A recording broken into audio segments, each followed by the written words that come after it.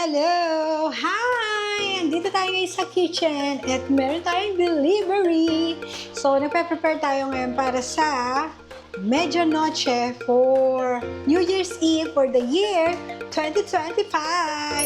So, syempre, excited ako dahil meron tayong delivery at isa ito sa ating prepare at ihahanda for medianoche. Wow! And this is from Uncle Pinoy! Thank you! Ito, tinry natin yung Filipino lechon belly nila. So, ayan. May mga steps kung paano mo siya gagawin. So, step 1, preheat mo yung oven. Step 2, lagyan mo ng konting oil. Step 3, reheat yung skin until crispy. And step 4, take pictures and videos. Alright! So, ayan. So, may kasama siyang dalawang sauce. So, I assume ito ay lechon belly. Mang Tomas. Siyempre, mawawala tayo kasi siyempre may lechon belly tayo. O, ayan. Naka-point pa. Para naman talagang secure na secure. Malamig pa. O, diba? Ayan. So, mamaya, gagawin natin siya. Kumbaga, nakaluto na to eh. I-oven mo na lang siya para mas maging crispy at saka naman ready for your New Year's Eve. Hi!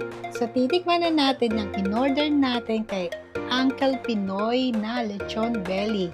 Yan. Yan, tikman nyo.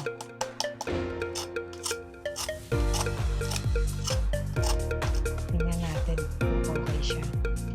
Oh. Wow! Ooh, wow!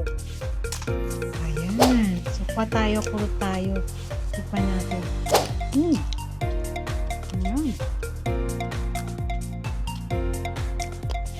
Ang lutong. Ang sarap. Narinig nyo? Ito tayo.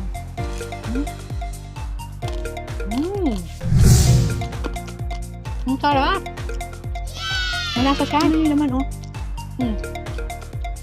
Wala pa yan. Hindi pa nakukuha yung Mang Tomas, ha. Pero malasa na. Alam mo, hindi na kailangan ng sausawan. Pero syempre,